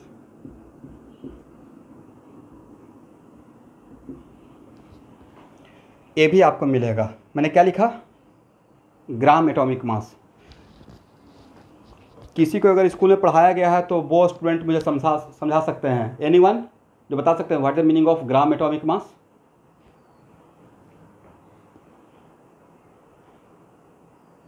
कोई भी जिनको पता है,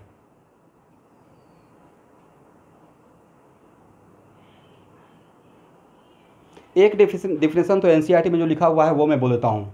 when relative atomic mass expressed in gram, क्या लिखा हुआ है, when relative atomic mass expressed in what, gram, then it is called gram atomic mass, right.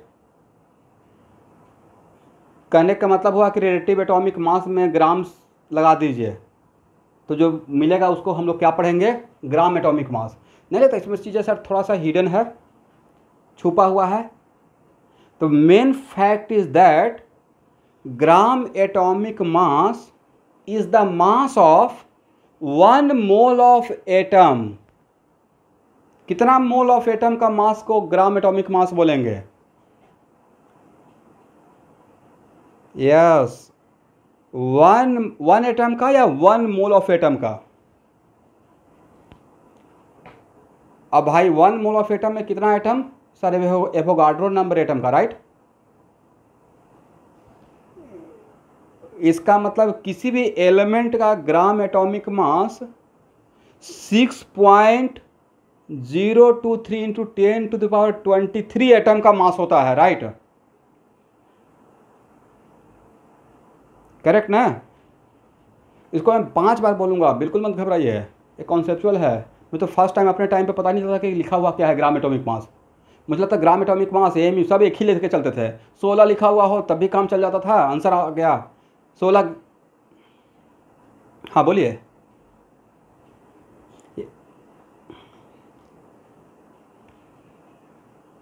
But it is hidden sentence ना, चीज़ों को छुपा कर बोल दिए, क्या है पता ही नहीं चल रहा, राइट। बस ग्राम लगा दिए। मेन फैक्ट ये था कि ग्राम atomic mass is the mass of how many atoms, 1 mole of atom of given element, correct. और 1 मोल एटम का मास को बोलेंगे मोलर मास उस एलिमेंट का। क्या बोलेंगे? 1 एटम के मास को क्या बोलेंगे? Atomic mass. 1 एटम का मास को, तो 1 मोल को 1 मोल के मास को क्या बोलेंगे? Molar mass, right. इसका मतलब ग्राम atomic mass is nothing else, it is molar mass of that element, right. It is molar mass of 8, एक मिनट, लेट मी फिनिश। तो पहले लिख लेते हैं, ठीक है, उसको आप समझेंगे। ग्राम एटॉमिक मास पहला पॉइंट लिखिए।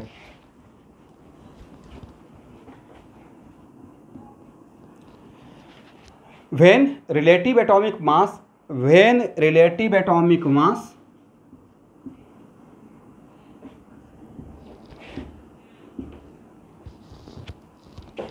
when relative atomic mass expressed in gram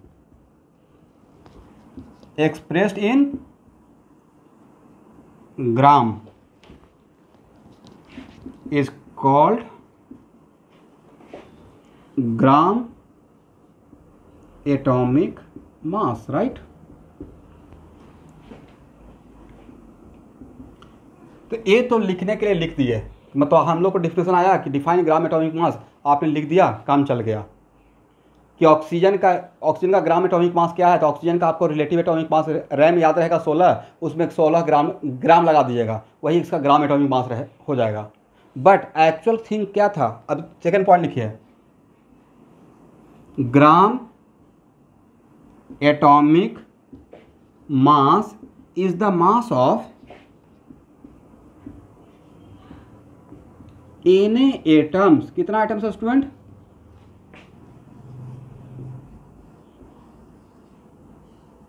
एने एटम्स ऑफ दैट एलिमेंट, या एने एटम बोलें या 1 मोल ऑफ एटम बोलें, अलग बात या सेम बात?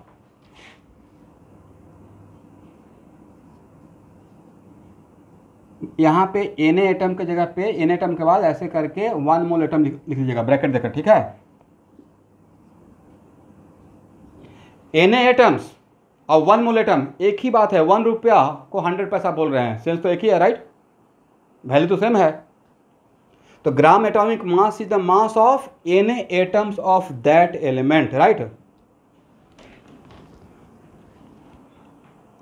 तो 1 मोल एटम का मास निकाल रहे हैं, तो उसी वजह से उसको हम लोग मोलर मास भी बोलते हैं। कौन सा मास? मोलर मास का मतलब 1 मोल का मास, मोलर। तो एक ओके, वेरी गुड। तो एक्चुअली ग्राम एटॉमिक मास, यहाँ देखिए, ग्राम एटॉमिक मास को ही हम लोग एटॉमिक वेट भी बोलते रहेंगे। क्या बोलते रहेंगे? Atomic weight. अब जैसे ही वेट बोलेंगे तो आप में से कुछ लोग को माइंड में आएगा, mg क्या है? मास है या वेट है? पढ़े हैं? Weight, correct, yes. तो एक्चुअल में केमिस्ट्री में जहाँ पे वेट का टर्म भी यूज़ करता हूँ, तो वहाँ पे मास ही मान के चलिएगा जनरली। अब ये नहीं कि सर आपने तो वेट बोल दिया, मास बोलना चाहिए था, मोटा मोटी इसको रॉन्गली बट करेक्ट मान के चलिए, ठीक है। तो यहाँ देखिए, ग्राम एटॉमिक मास का दूसरा नाम क्या? Atomic weight. तो आज के बाद एटॉमिक वेट का मतलब क्या? 1 मोल एटम के मास, राइट। कितना mole? It is the molar mass, right. लेकिन मोलर मास किसका? मॉलिक्यूल का या एटम का? भाई बात अभी काम कर रहे हैं एटम का, तो मोलर मास ऑफ मॉलिक्यूल बोलेंगे या मोलर मास ऑफ एटम बोलेंगे? तो molar mass of atom, right. तो मैं बोलूंगा molar mass of oxygen atom, ऐसे बोलूंगा molar mass of oxygen atom, तो क्या बोलिएगा? ओके, सर ने तो पूछा है molar mass of oxygen atom, मतलब 1 मोल ऑक्सीजन एटम का मास पूछ रहे हैं। ओके, इसका मतलब उसका रैम में ग्राम लगा देंगे, मतलब 16 ग्राम, राइट।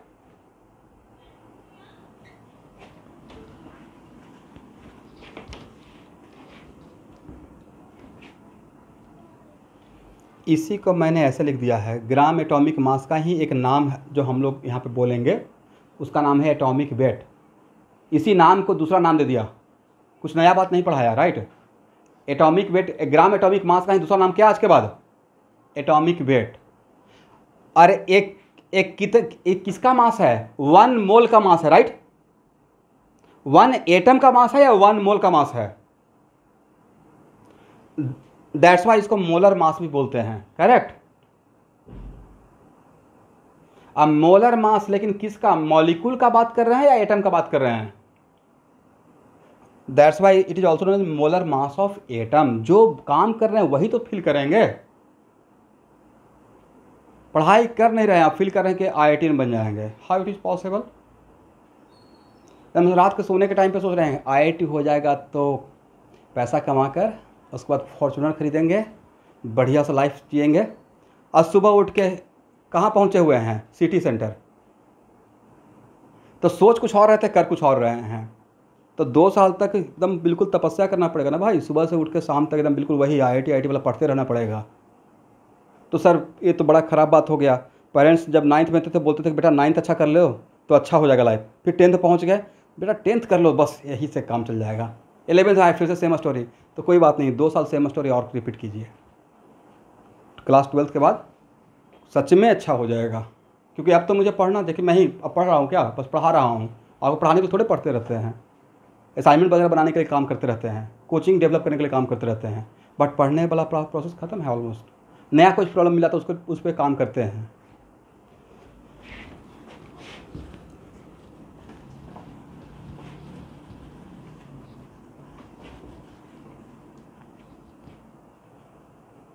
कोई देखिए, एटॉमिक मास का माइंड में रखिएगा, मोटा मोटी 1 एटम का मास। एटॉमिक वेट जहाँ पे मैं बोलूँगा ना तो वहाँ पे माइंड में रखिएगा 1 मोल का मास, ठीक है।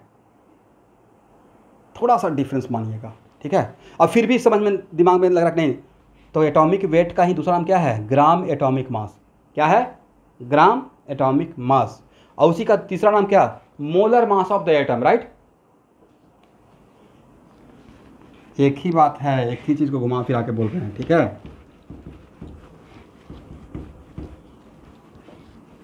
बिल्कुल नहीं, बिल्कुल भी नहीं होगा। क्वेश्चन बनाते बनाते यूज टू हो जाइएगा। पहला दिन क्लास ले रहे थे type of carbon atom, type of hydrogen, लग रहा था क्या हो रहा है, बाद में यूज टू हो गए ना, बहुत बार आने लगा तो। ओके स्टूडेंट, यहाँ तक किसी को प्रॉब्लम? ओके, अब एक एग्जाम्पल से चीज़ों को समझते हैं, ठीक है। ऑक्सीजन के लिए मैंने A लिखा, इसका मतलब आप क्या मानते हैं? What is meaning of 16 AMU for oxygen? Not heavier now, it is AMU लगाया हुआ है। It is the mass of 1 atom, right. अब AMU लगाने के बाद रैम रहता है क्या, या it is the mass of 1 atom of oxygen? Okay, तो क्या हम लोग आपको 1 एटम का मास दे देंगे और 100 एटम का मास? एक कलम का दाम 20 रुपया है, अब तक पूछेंगे 10 कलम का दाम कितना, निकाल लीजिएगा। कैसे सर? 1 कलम का दाम इतना तो इतना कलम, मतलब मोटा मोटी यूनिटरी मेथड बोलना चाह रहे हैं, राइट। ओके, तो 1 एटम का मास दिया रहेगा और 100 एटम का मास मेरे असाइनमेंट में निकालने के लिए आएगा, तो निकाल पाएंगे? Very good. तो मेरा यहाँ पे क्वेश्चन है कि मैंने ऑक्सीजन के लिए ये इन्फॉर्मेशन दिया और अब मैंने आपसे पूछा कि मुझे Na एटम का मास चाहिए। कितना एटम का? Na एटम का। ऑक्सीजन के Na एटम का कैसे बनाएंगे सर? यूनिटी मेथड करते हैं। 1 atom of oxygen, right, having how much mass? Contain 16 AMU, then Na atom, तो सर 16 AMU इंटू Na कीजिए, राइट। किसी को प्रॉब्लम? और AMU के बदले 1/Na ग्राम लिख सकते हैं।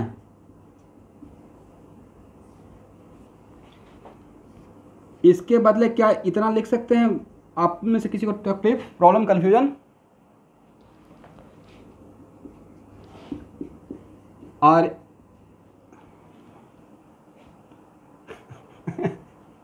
कुछ भी नहीं किया हूं, AMU का वैल्यू पुट कर दिया हूं, ठीक है, करेक्ट।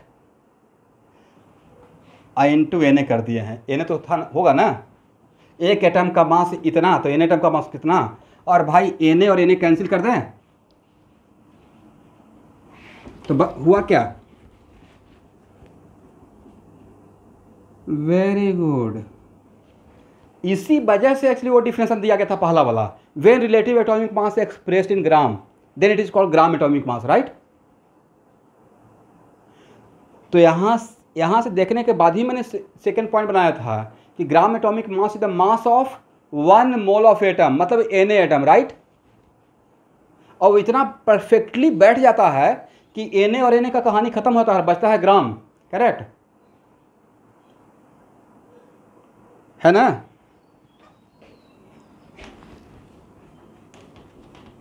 यस, यहाँ पे मैंने बोला था कि Na एटम का मास निकालिए, मतलब जो 16 ग्राम निकाले तो 16 gram is the mass of what, 16 gram is the mass of 1 mole atom, right. इसका मतलब it is the molar mass of oxygen atom, right. इसका मतलब it is gram atomic mass of oxygen atom, right. एक ही बात है। तो भाई अब जहाँ से स्टोरी शुरू हुआ था वहाँ पे आते हैं। ऑक्सीजन के लिए लिखे थे 16 और एक लिखे थे 16 AMU, राइट, और एक लिखे थे 16 ग्राम। अब आप में से सबको बिल्कुल क्लियर का डिफ्रेंसिएशन पता हो गया कि तीनों का क्या क्या मीनिंग है। अब आप बताएं, विदाउट इन इट जस्ट 16 लिखा हुआ है, it means what sir? It is just a comparison. इसका मतलब यह है कि ऑक्सीजन का 1 एटम 16 टाइम्स हेवियर है विथ रेस्पेक्ट टू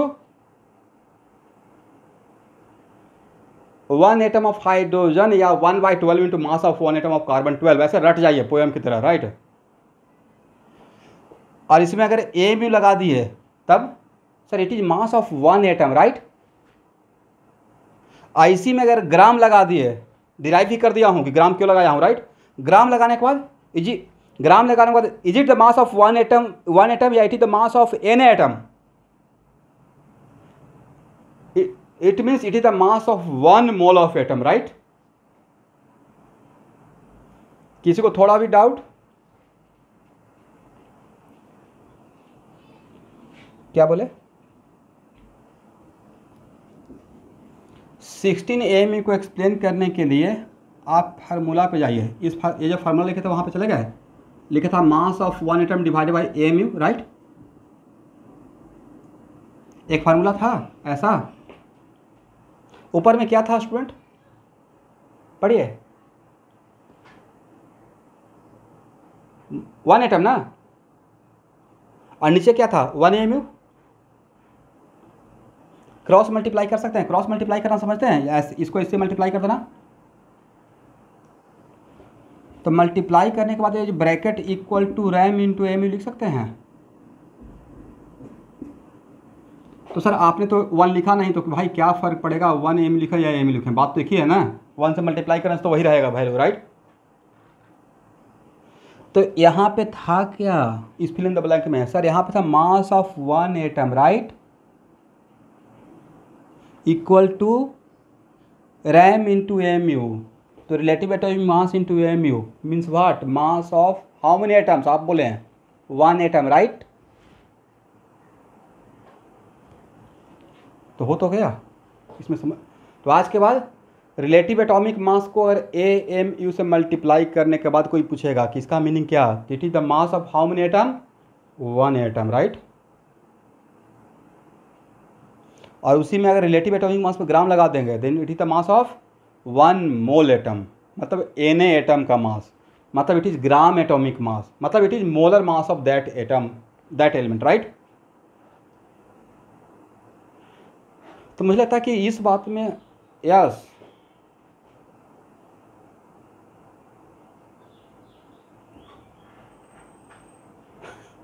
16 mu को, तो 1 mu को कार्बन के टर्म में आप ही बोलिए, 1 mu इक्वल टू व्हाट, 1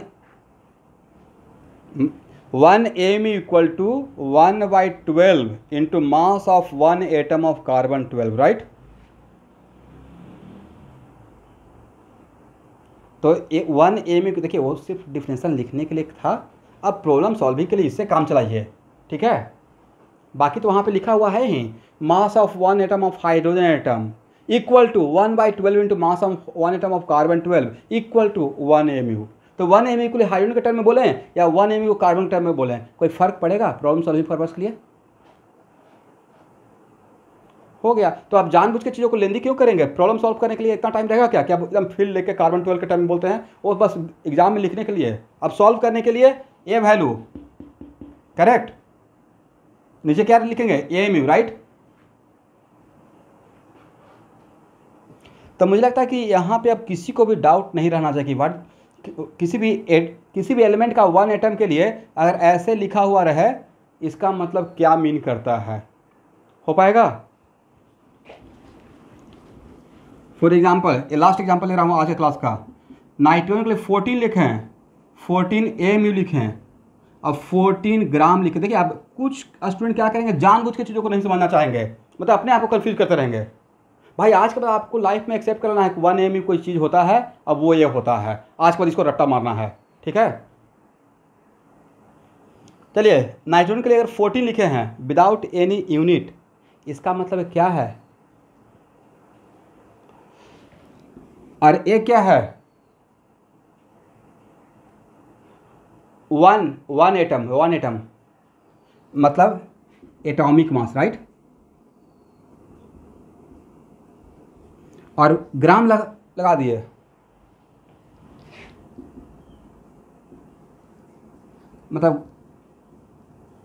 मतलब कहने का सेंस है ग्राम atomic mass of nitrogen, right. तो ओके एवरीवन, इसी क्लास से यहाँ से ही अब मैं नेक्स्ट मंडे को पढ़ाऊँगा, ठीक है। तो अब वीक में 3 केमिस्ट्री का क्लास है। ओके, अभी आप लोग लीव मत कीजिएगा। तो आज कौन सा डेट है, हाँ लेट में